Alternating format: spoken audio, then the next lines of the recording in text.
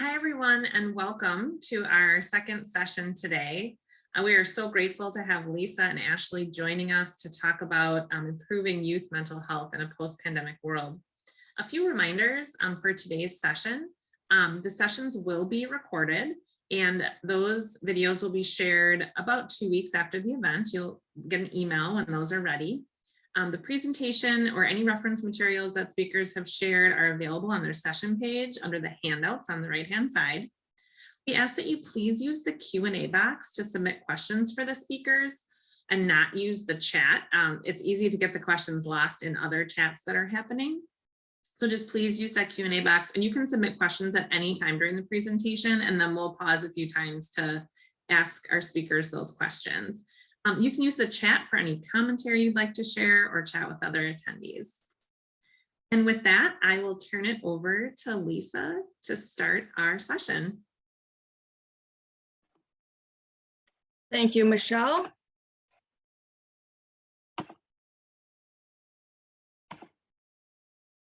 Get myself set up here.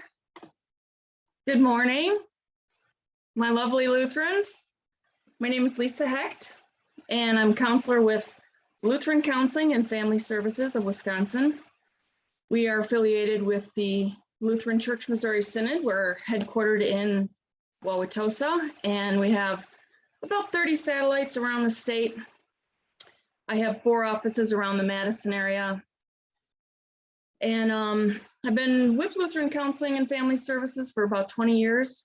Prior to that, I worked for Wells Lutherans for Life with New Beginnings out in Colorado. We've been back here now since 2001 or so. I've been doing psychotherapy for about 30 years and learned a few things, and I'd like to talk with you today about something I believe is a core piece for mental health in general and for youth in general and for youth specific.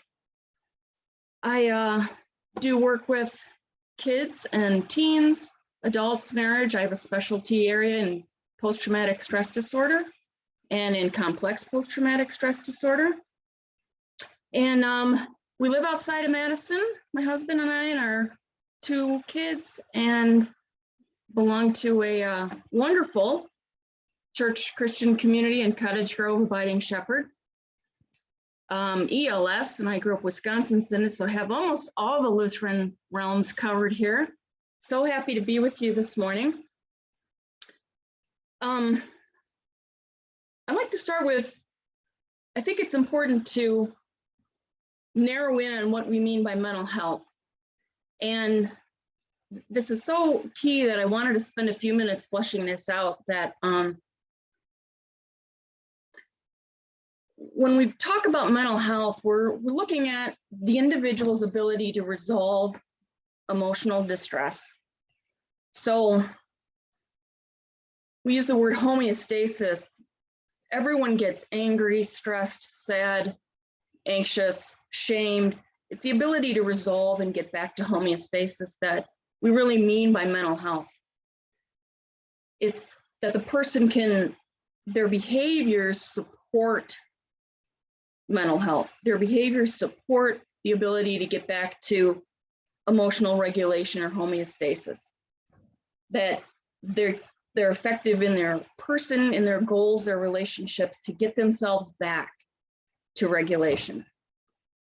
And I say that because mental health is not the absence of emotional distress. And I think there's some corners of humanity that might misunderstand that. And it's very important to say that emotional distress is necessary. Unfortunately, living in the world, it's going to happen, and it's normal. It's totally fine. It's the ability to resolve it and get back to a settled sense of self. And that's important because it informs how you respond to emotional distress. And while this presentation isn't a lot focused on necessarily emotional skills, it is important to know what we mean by mental health. And when you look at youth and teens, they're developing independent in a variety of ways. but they're developing independent as to their mental health. Like, how do they do that? And there are features that adults bring to children and teens' lives that help them develop the ability to maintain their own mental health. And I like to just name a few broad pieces and then narrow in on one.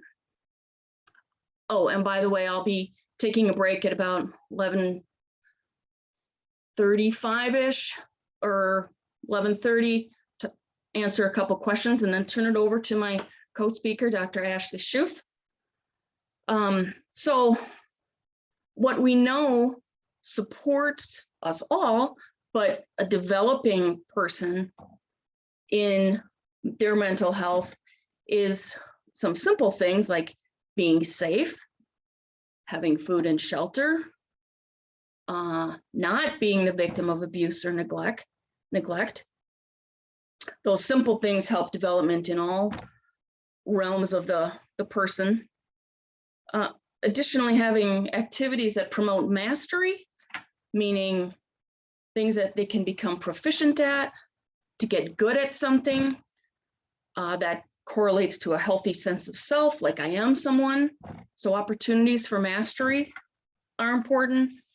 Structure, go to bed, brush your teeth, do your homework, like those structure pieces are necessary for someone developing independent.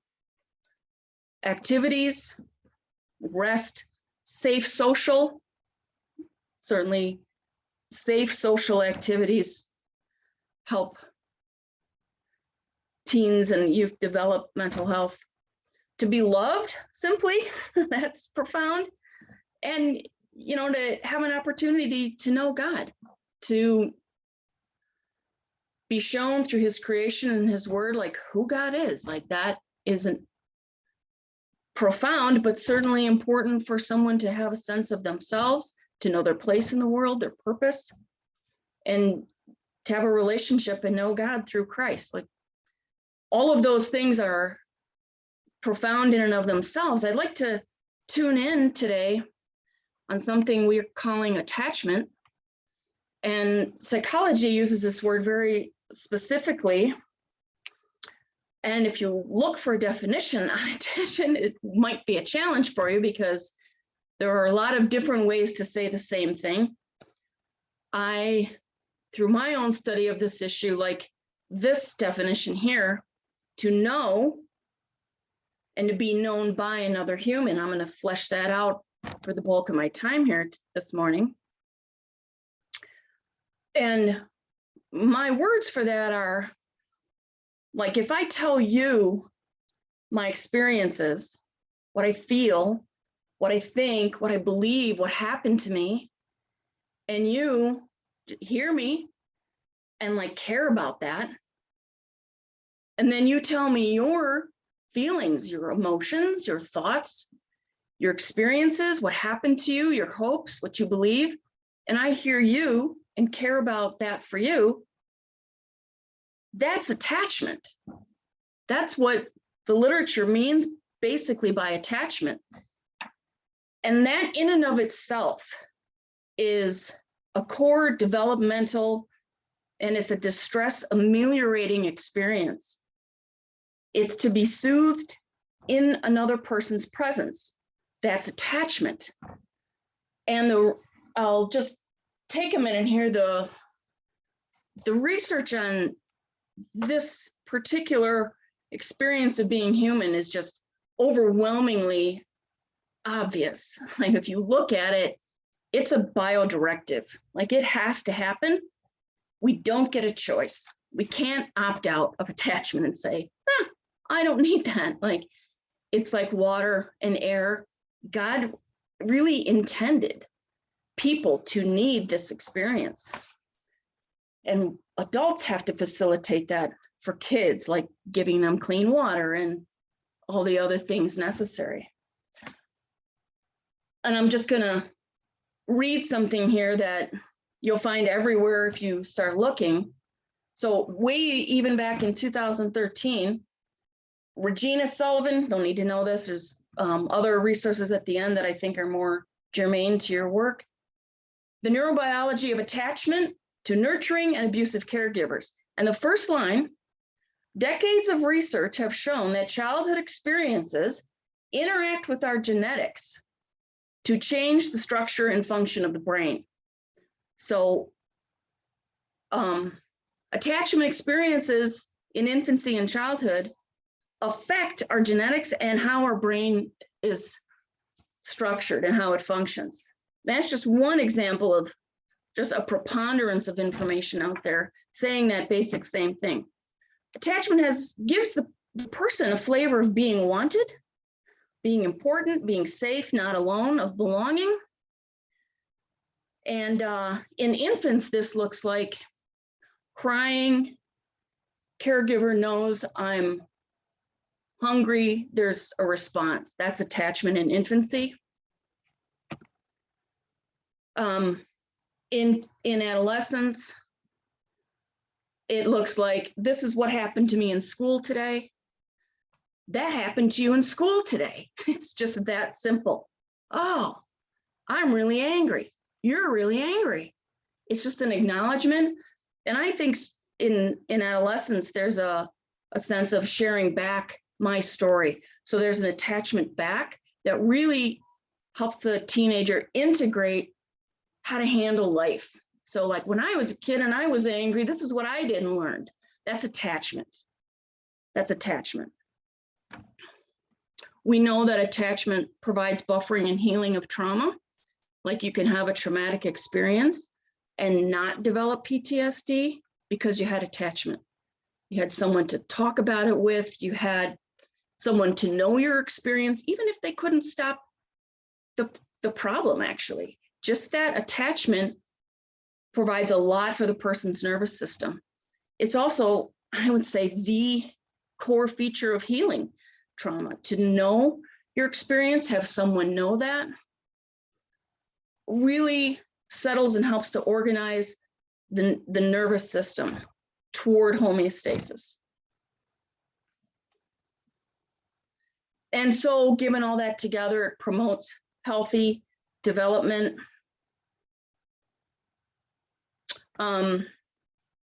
Kids that don't have to hide things are less stressed. They have a better sense of self. So attachment, again, is just being known.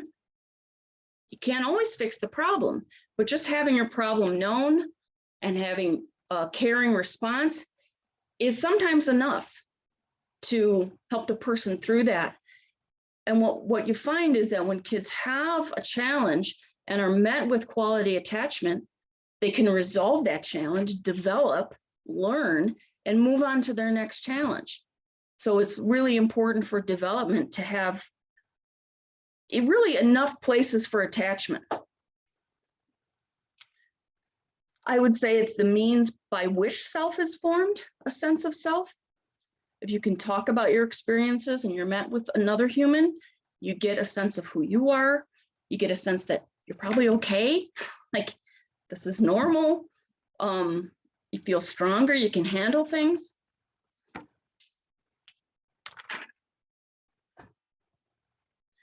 And we can aid youth and families as to mental health.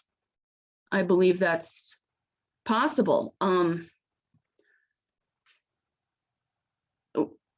Richard Schwartz, he's a practitioner, researcher, trainer for the field of trauma, and developed his own particular module of trauma healing. And I took a virtual training with him, and one of the things he said was that showing up to, in this case, a client, in his case, with my own authentic self is the best thing I can do in this relationship. And I believe that's true. I believe that as, you know, us all working with youth and families in our ministries, that for us to be able to have an attached, regulated self is really so important to the outcome for the one we're supposedly helping, that I wanted to state that very, very clearly. And I'm going to do a little exercise in a minute to that point. I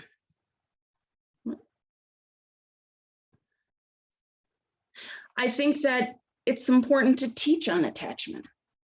I know that sometimes I've had the opportunity to teach teen or middle school girls friendship skills. And I think that's really important.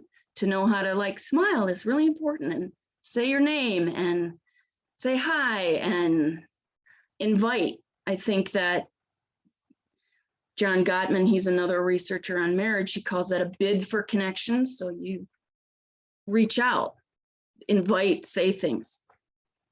I think that we can just give education to families on what attachment is. And Ashley and I both have some resources at the end of our presentations to that point. And then lastly, I want to give an opportunity to have an exercise in experiencing attachment. It takes about 5 minutes. I made this up myself from my experience. So you can take 1 minute and think about a person that you love. Someone currently in your life, or even if it's someone you love that has deceased, I think for this purposes, keep it focused on someone in your life who you love and who loves you. And think for a moment about the memories and what they look like and their strengths. If they're super capable or funny or resourceful or whatever it is, just let your mind dwell on that person and your times with them and what they accomplished. And then if you've got paper in front of you, write a word about what you feel like now, thinking about that person in your history with that person. And write how much you feel that. Like, are you overwhelmed? You could just kind of wistfully feel it a little bit. And take just another little bit to do that. And reflect, what is that like for me to reflect on this person? And then secondly, shift your mind and think about a current, like mild to moderate challenge. Something that you're right in the middle of and you're not through it.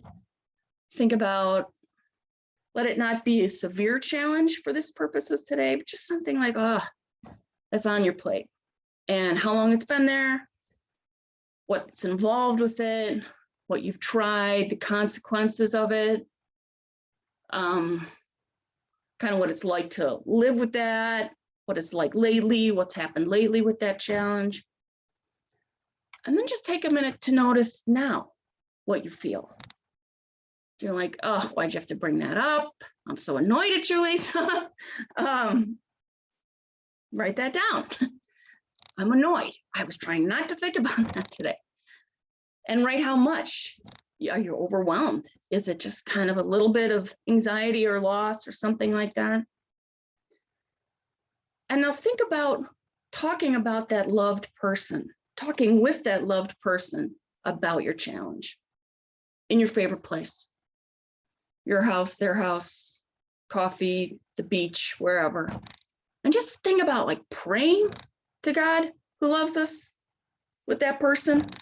There's attachment with God, frankly, he designed that. So he certainly, I mean, that's another whole topic, but, and just what it's like to think about, oh, this happened, and talking with this person and their love and kind of their investment with you in that challenge.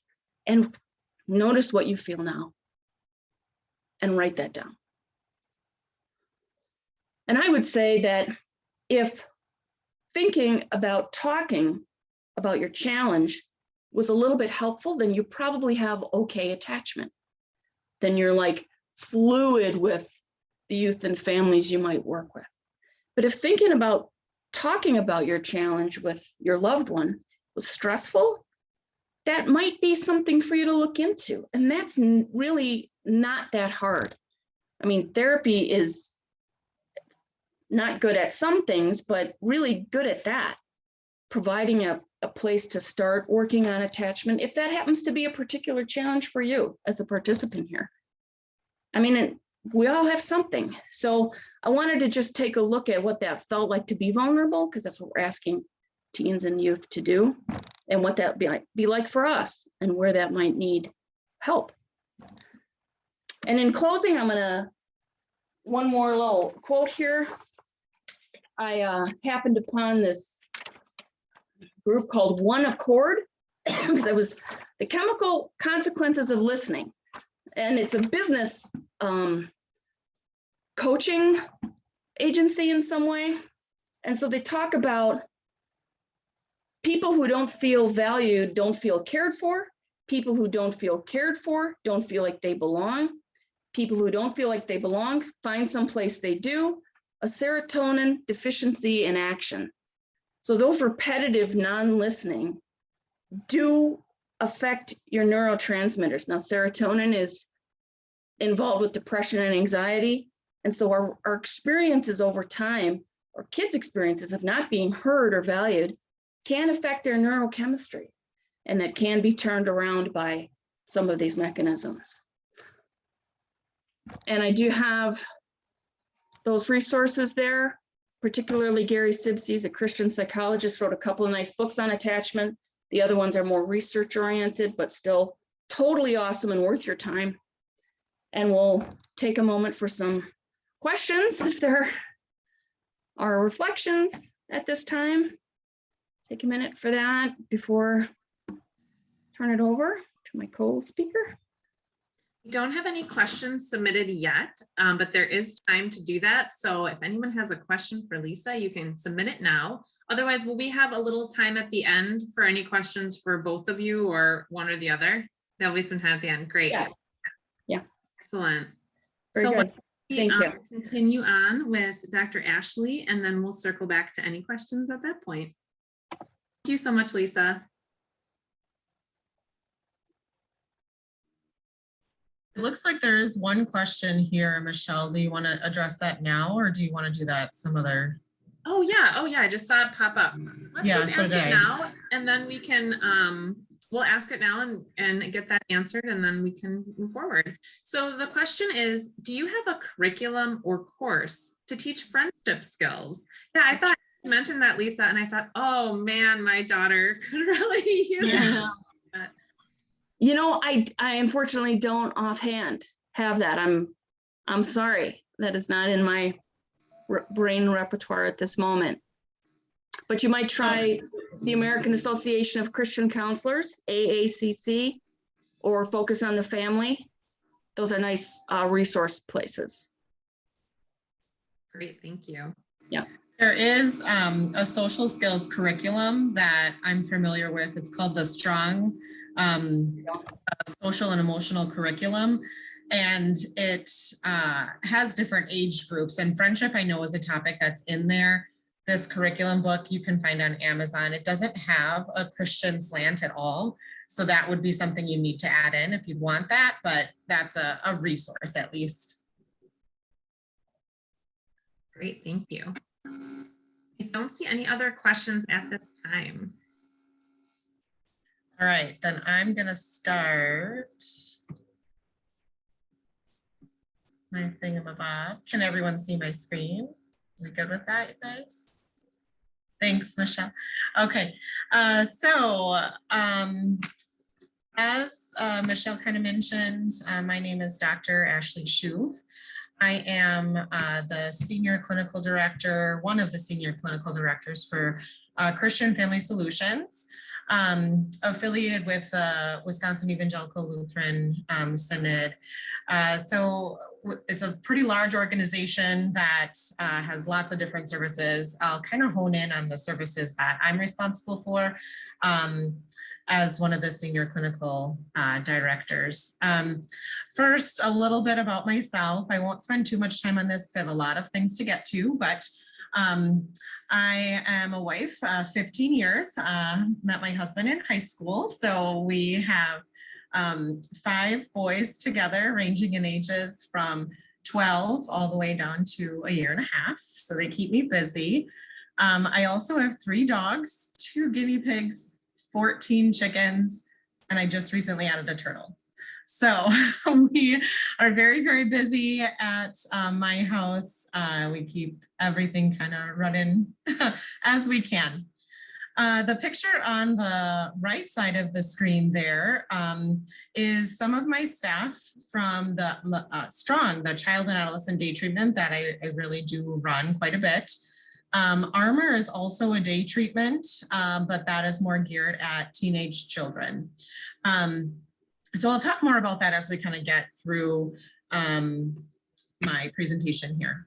Okay, so I really, really love that Lisa spent a lot of her time talking about attachment because that really comes straight into my presentation on, okay, yes, attachment, but now what post-COVID? There was a situation, right, that happened where kids were kind of separated, not kind of, but they were separated from their parents during World War II in order to keep them safe. There's been now some research and some lookings at that have come out of that period of time that suggested some things I'll talk about later. But really this slide, I'm looking at this period that we're experiencing COVID, during COVID-19 and now kind of post, but maybe not, who knows, I'm not sure. But this period, like a war, like World War II, like any wars that we've experienced, will end. And like a war, the effects of that war, the effects of COVID-19 will also linger as well. Only time will tell what that looks like. Only time will tell how long that is. But the couple of things that some research has really looked at, really quick research coming out of some COVID things. This was done pretty, these four things were done pretty immediately. November 2020, kind of the end of 2020 things there. So kids experienced isolation, especially from that World War II situation. They were only isolated from their parents for about 30 days. But our children were isolated from their friends' school and otherwise normal activity for about 18 months, right? Some periods were a little stronger than others, but ultimately a pretty long time. What was found is that social isolation and loneliness increased the risk of depression for up to 9 years later for the children that experienced isolation during World War II. Now, if we look at, wow, that's 9 years of depression, the risk of depression for only 30 days, our brain can only begin to think about, well, how long is this really going to last for our children today? Now, again, we don't know because no one's ever experienced a pandemic before, and we don't know the effects that will start to present themselves in 6 months from now, tomorrow, a year from now. We don't know. We know what we know based on what we're experiencing in the moment.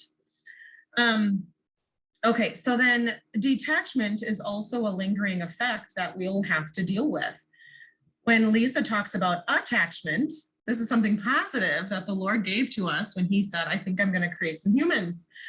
He said, I want to create them with brains that need to connect. There's so many Bible passages that really define that connection for people, and that we are built to be together. Okay, so physical and emotional detachment would then be the equivalent of a trauma for a child. This comes out of trust-based relational intervention, methodology built by Dr. Karen Purvis and others. She really looked at when there are children that come from hard places, what has happened? What are the lingering effects for them? Usually physical and emotional detachment from their caregivers and other adults around them, creating a safety net in their brain that is otherwise not helpful. We'll talk more about that later. And then I want to, on this third point here, want to really just draw your attention to some research that came out of Italy and Spain. They really surveyed just over 1,000 parents of children ages 3 to 18. And look at some of the things that parents reported as far as differences in their children. 76% now have a new problem, difficulty concentrating. This was not a problem before. This is a problem now. 52% of them are bored. Well, this was like an elongated summer vacation. And we all know if we have kids, what they say, you know, the third day on summer vacation, I'm bored, what am I going to do? 39% of them were more irritable, 38% more restless, 30% worried more. Now, these are numbers from research that was done in November of 2020. I really do wonder what those numbers look like now. I can tell you that we've seen an increase in anxiety to a degree that I have never seen before, and that people that I work with that have been doing this for 20 plus years have never seen before. So it's something that definitely we have to take note of as a lingering effect. Let's see, increased anxiety and depression, especially in our youth ages 11 to 17. These guys are rating, have the highest rates of anxiety, depression, and suicidal ideation of any age group. September was Suicidal Awareness Month. And there were some reports that came out that suicidal ideation and then suicidal attempts were of the highest that we also have ever seen. That is because of an increase in anxiety and depression. Again, we'll talk about more of those things later. Okay, so there's another large study that was done called the ACEs study, Adverse Child Experiences. And what it really found was that the more and more ACEs or adverse child experiences that a person experiences, there's 10 items on this scale. The higher that number means the more traumas you've had then or adverse child experiences in your life. So if someone reported 0 or no ACEs, this is on that orangey yellow color, this is kind of their risk for if they develop a smoking habit or an alcoholic habit, if they use drugs or anything like that. I want you to take note on, as you move to the right, what happens to those numbers. They dramatically increase the risk. So ultimately, coming out of this study, if someone experiences 4 to 10 ACEs, their risk for all of the other medical side effects that happen even later in life because of those traumas or lack of attachments will dramatically increase, okay? As a note, the kids we treat at the child and adolescent day treatment, almost all of them have a ACE score of 4 or more, with a lot of them coming in around 7. I would also argue that the COVID-19 pandemic could be number 11 for our children. It has developed a lot of fear, a lot of anxiety within our little ones, especially our very, very little ones, our 3-year-olds, our 4-year-olds, our 5-year-olds, and then also our teenagers. Not to say that our middle group isn't experiencing something as well, but they're all doing it differently a little ways. We definitely are seeing lots and lots and lots of things related to traumas and adverse child experiences. Okay. I'm going to focus a little bit more on adolescents here. Not to say that, again, our little ones aren't important to focus on as what has happened or what they're experiencing as far as after pandemic or after quarantine isolation. But I think this is, adolescence is definitely something that we want to focus on here. So in one of Dr. Dan Siegel's book, the one named Brainstorm, it really looks at the neurotypical development of adolescents, composing of 4 different things. And then he really loves acronyms. So he went through and said, well, the essence of adolescence is this first thing, ES, emotional spark. How many of you remember that when you were a teenager, your emotions kind of went through the roof and you had a spark and all these things, and like all that rational cognitive stuff like kind of went away, right? You feel things a whole lot more. You have mood shifts and fluctuations that don't make much sense. That is normal brain development. It's not a teenager or a person going nuts or crazy. Then part of adolescence brain neurotypical development is social engagement. Oh man, COVID-19 said, in order to keep people medically safe, and I'm not going to stand here and say that that was a wrong choice, but that choice to quarantine people and have them shelter at home for an extended period of time now has some ramifications that we as a community need to deal with, okay? So social engagement, a normal neurotypical development for adolescent brains, was pulled away. So what happens? Taken away in 2020. Of the 4 things that happen in adolescence, only 3 of those were able to happen. Maybe, right? Think about how you see that impacting children that are small, right? And especially our teenagers, who this is part of their normal development. Part of also normal adolescent development is novelty. How many remember when you said, I think I'm going to try that new thing. I don't know if it's going to work, but I'm going to try it. Or I'm going to, do this over here, even though I think there might be a negative consequence, but I'm not going to pay attention to that. That is normal brain development. Again, not a teenager being irresponsible. It might look irresponsible, but it's not necessarily something that is wrong with them. So seeking that novelty. One thing, I have a picture of a waterfall here. Kids are going to do this, right? Again, normal brain development.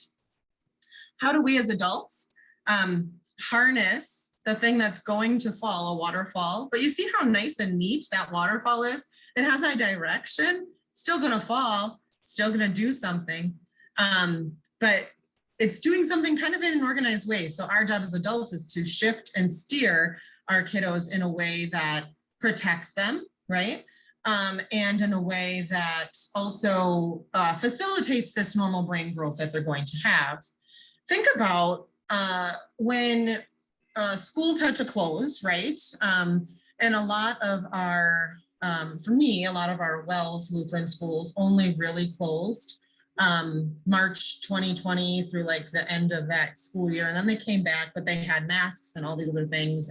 But we were largely in person with a lot of different variations in there, okay? How did taking kids out of school and having just parents steer this, right? How did that affect the novelty of some of these kids? They weren't able to go out and experience things because everything was closed, right? Like it just wasn't an opportunity that they were given. The CE in essence is creative explorations, kind of goes along with novelty, is how do I explore my world to find information out? This is a lot like when children are 2 and 3 and they're into everything, right? Because they want to explore their world and have a stimulation into their brains, right? They're touching things, they're putting everything in their mouth. They're okay, so teenagers do kind of the same thing. They just don't put everything in their mouth, right? They go out into the world and they explore, right? Okay, so here are 4 things that are the essence of adolescence, okay? Noticing also then that social engagement got pulled away, right? This is something now we have to deal with. So if you know me at all, and I'm going to guess that most of you don't, but now you'll know me, I love to talk about the brain. I get really excited to talk about brain science things. So what's really neat is you have a constant reminder in your hand about how our brain works. We're going to go over this really, really, really fast because this has direct implication then for how the COVID-19 pandemic now has altered this brain hand thing I have, okay? So first, notice that your hand in the left side of this picture can kind of make a 4 high five a little bit, right? Okay, so if we're going to talk about the brain, this part up here, our fingers, are the tips of our fingers is something called the prefrontal cortex. It's literally the front part of your brain that does a lot of the thinking. Okay, and then this here is our very middle of the brain that does a whole lot of the feeling, right? Here's our thinking, here's our feeling. What's really neat is like, look at what happens to our thinking brain and our feeling brain when we close it and make a brain with our fist. Our thinking brain and our feeling brain are integrated. This is good, right? This is something that we want kids to be able to do, okay? I'm gonna go back to the middle here. Our thumb is part of our limbic regions. Trauma really severely affects this middle region. When kiddos experience trauma, whether or not it is traditionally what you would think of as trauma, or it's, I'm not sure what's gonna happen tomorrow kind of trauma, because COVID-19 flipped my world upside down, right? Again, arguing that COVID-19 could be a number 11 on our ACEs, adverse child experiences, okay? So our limbic region now feels a lot. It's bigger than our thinking region, okay? So oftentimes what we're going to see is that kids are not using their thinking and they're flipping their lid quickly because this is bigger. It's pushing, it's knocking on the door kind of, but they flip their lid. That's kind of a cute little, whoops, yep, you're definitely have a tantrum. Got it, meltdown city, here we come. This is a flip your lid kind of situation. Going back down to the picture, explaining kind of how this really cool thing right here gives us a visual depiction of our brain. Now here is your brain stem, that part back here that kind of houses all of the really essential functions to stay alive, like breathing, right? And then into your spinal cord. This is how your brain is set up in your head, okay? Really neat. An incredibly simple depiction of the complexities of our brain, but gives you a good idea of how in the world our brains make sense of something so neurological, okay? All right, moving along. So the purpose of adolescence is really to develop remember there's emotional sparks. So what happens during adolescence is that this becomes bigger naturally, right? Hormones, brain structures, pruning, there's a lot of things that happen in this cool brain of ours during adolescence, which is why it feels so confusing, okay? But this is seriously, if you think about adolescence as a time when a brain is under construction, there's lots of things happening in the brain. Kids in this age range, anywhere from like 11, 12 to 25, really, are going to be doing a lot of their flipping their lids because this is bigger, okay? So it's under construction. These are incredible, vitally important changes, not simply, I'm just going to wait for little Johnny to mature, right? And if we hold on to, it's just got to increase in maturity, we are going to miss it. We are going to miss it. So when we think of COVID-19 and how vulnerable, especially our adolescent brains were, for the kids that we see, we treat, we parent, whatever it is, we took like that construction zone, right, moved it to a different location, and then they didn't get all the things needed for the vitally important changes. So what are we seeing now in our kids, especially in this age group? Increased anxiety and increased depression, because now they feel alone and they're scared, right? All right. Okay, so hyper-rational thinking. The kiddos that in adolescence have this hyper-rational thinking, but the rational part is based in emotion. They take on risks. They need to explore the world by quieting the, I think this might hurt me kind of thing, but I think I can do it anyway, right? The invincibility of adolescence. that helps the adolescent take the risks they need to explore the world. But during our COVID-19 pandemic, we said, please stay at home and don't take any risks, right? Don't do anything. You're going to do your homework on this thing called a computer, and you're going to get everything through this computer. And I mean, you get where I'm going with this, I hope, right? Is that the construction zone changed. And now because what do you know about just construction zones?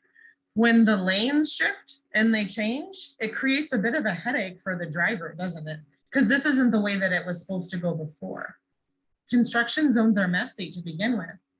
And I believe that the COVID-19 pandemic, messy in and of itself, made something very messy for mental health and development. Okay. Some of the books here that I go to very, very often, my favorite friends are Ross Greene, Vander Kolk, Childhood Disrupted is one of my favorite books as well. Dan Siegel is a pretty cool guy. And then my main lady here, Dr. Karen Purvis, and some of her friends wrote The Connected Child. And that's just a really good resource to be looking at. How do we take kids from hard places who don't have an attachment that is solid and adaptive, and how do we build that attachment back up? Again, I would argue that we have to build a bunch of different things with the eye lens of I've got to steer the development for our kiddos' brains at any age.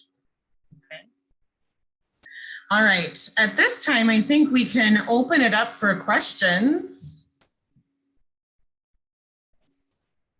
So we don't have any in the Q&A box right now. We have a few, if you don't mind me asking while we wait for anyone else to submit their questions. Sure, go for it. So one thing I should share with the participants is that I am very blessed to work with both of your organizations as the program officer for education for Siebert Lutheran Foundation. So Siebert does provide grants to both Christian Family Solutions and Lutheran Counseling and Family Services of Wisconsin for their work in schools, doing school-based mental health counseling, and also Ashley's Strong program. And so I get to learn a lot about what you do, and I am so grateful for what both of your organizations are doing to help children and families in Milwaukee and even beyond. We know you're in more schools outside of just the city. So I see a question just popped in, so I'm going to ask my question, and then I'll take a look at the Q&A and get those questions asked. What are some of the biggest barriers you are seeing to kids getting the help they need right now? Oh, Michelle. I can jump in real fast, Lisa. And then for sure. So the largest barriers I see in getting the help that they need is simply access to care. There's not enough of us. There's not enough organizations. The waiting lists are very, very long, which is why we know that this is an adverse child experience, because there are children that are being adversely affected. I would say that's the largest barriers. There's just access to care is really hard. You would agree, Lisa? Yep. Definitely. That's, I guess, really the only thing to say. And I don't think people are going into this kind of work as much. I'm not sure about that. But yeah, access to care, waiting lists. Thank you. So I'm going to go to the Q&A now. We have a few questions in there. So what would you suggest for those doing youth ministry today to attend to these changes in adolescent development? And a similar question after that is, what can churches do to help adolescents and teens?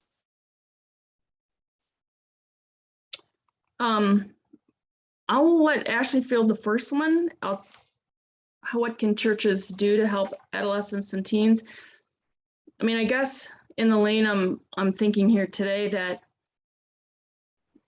truly in my observation and study on this issue for a very long time, that if mental health, if a core thing that a feature is attachment for youth workers, churches to really know what that is for themselves. I mean, you can see kids gravitate toward who? certain adults that are authentic and open, and they're the ones they're going to go to and say, so-and-so is suicidal, or so-and-so said abuse is happening, or I'm not feeling safe today. Or so really to provide those pavements, adults have to really do that and provide those pavements so that when the kid needs something that's already paved. So I would say for us all to just be healthy, attachment, emotional regulation ourselves, and be mindful to be that first for youth. Yeah, and then to attend to kind of the adolescent development that looks a little differently. Remember, the thing that was missing was social engagement, and that was it's a large part of being a teenager is hanging out with your friends and not so much your parents, right? So creating, especially in youth ministry, creating and being intentional about beefing up our youth ministries and making sure that our kids are connected to other kids who share the same faith virtues that they do. Additionally, adults just simply, especially if you know a kid that has changed a little bit, it doesn't have to be a lot, it's quite subtle, but is more quiet or is more talkative or isn't attending youth group or school or church often, small little changes like that, you know, get to know them, connect with them. To piggyback off of what Lisa said, as far as being authentic, that is the essence really of connecting with the child, is you're authentic. Connection really is a base for anything you want that kiddo to do, development or otherwise. What's really cool about the way that God created our brains is that it's called neuroplastic. The things that happened prior with COVID doesn't mean that it's a permanent change. Neuroplasticity in our brain means that we have the ability to grow and adapt to new things throughout our entire life. I've worked with 100-year-old people that have been able to fix like Alzheimer's type stuff. So neuroplasticity is really cool. That is the name of the game, neuroplasticity. And if you're not familiar with that, science used to think that once your brain was wired or however you came into the world, that was like set. And that's totally not true. Your brain can actually grow new neurons and a lot of new nerve fibers. So anything you can do to enhance or maintain that yourself, you can also facilitate that in people you love. I think this is a clarifying question. It's so a practical application for youth ministry is to create activities that emphasize social engagement, which you just mentioned, novelty and creative exploration. Would you agree with that statement? I mean, I'll just say quickly, sorry, Ashley, yes, I guess from my perspective to also enhance the family, the parents, because the primary place that kids are is with their parents. So to help parents understand attachment can be mind-blowing for parents to be like, that's all I have to do, or that's what this is. It can change the game so fast for parents or whoever that child is living with to really grab hold of some of these simple elements and practice them themselves. And the kid starts to learn how to de-escalate and manage themselves and take risks and do all those things. So I kind of would focus there, but that's just me. Anyway, thank you. Yeah, well said. I would echo that. I was talking with a mom and a dad yesterday, and we literally prescribed that they need to spend 5 to 10 minutes of only positive time with their child, who's very, very violent with them. They looked at me like I was kind of speaking Greek. And that is, if we could create programs within our churches and within our schools that create a connection or an opportunity for connection rather with our parents and our kids, I think that would be just a game changer. So I'm going to ask another question because the Q&A, we've covered the Q&A and we still have 5 minutes. So if there's any other questions, please go ahead and ask them. But if I'm working with a youth group in my congregation or even in a secular setting, I'm a Girl Scout troop leader and those types of things, and I see a child that is struggling, is there a way for me to talk with the parent or the guardian or the caregiver that is not going to seem like judgmental or pushy, or something I can say that like opens the door to maybe them considering reaching out to a counselor or getting additional help for their child. Any suggestions you would have there? Really good question. I believe really it's just being a compassionate human, right? And going up to that parent and saying, yeah, I noticed that Sam was struggling a little bit today. I'm wondering if that's something that's been happening for you guys, or is this a new behavior? Do you have, and then putting it in parents' court, like, do you have any suggestions for me? Making them the expert, it pulls them off of the defensive oftentimes, because they really truly are the expert in their kid. You're just there to help facilitate something. Yeah, Ashley, I would add to that. I think depending, it's really nice to say that something like that to the kid too, that like, you seem quiet. Like, you feeling okay? And to kind of give, like, cast a little vision, like, feeling okay is not, sometimes we don't feel okay, and that's normal. And, you know, I feel that way sometimes too. And if you ever think you need something, you can come to me or so-and-so, or talk to your parents about that. Like, just to put words to their experience and be like, oh, I don't feel good. And I guess other people feel that way. And I guess there's something to do about it. Like, you're putting those steps in there. And then just to say, yeah, like, I just noticed something different about your son. Like, I just wanted to let you know. And then kind of describe it, like Ashley said, like, more talkative or less talkative, just letting you know. And if ever that's a thing, you can get back to me. That might be another additional phraseology. I think both of those suggestions are really helpful, because I think that's where people struggle, is how to verbalize it without seeming like they're overstepping when you're in the role of a non-family member. So we have about 2 minutes left, and Lisa and Ashley, would you like to each leave us with maybe a parting comment? A lot of we talked about today are alarming. We are facing some major issues with our youth, and I think both of you said at one point, we don't really know long term what this is going to look like. We have guesses based on past experience from other traumatic things, but never really with a pandemic, at least so far in our lifetimes. So any few words of hope or encouragement that you can give our group today? I guess I'd say that, truly all things are possible with God. I mean, mental health is part of the created realm, and really there's nothing. Let's ask and receive. So that's something he says for us to do. And so let's do that, because suicidality is real, and kids are very vulnerable to that. And I don't think we have to go down that route. So let's ask and pray and believe and step out in faith and the love of Christ to whoever walks in our path. Yeah, and I would add, there is hope and there is healing when we stand together with our Savior. Our Savior needs to lead us. We can do that. Let's put ourselves together as a community, make sure we have some good positive change.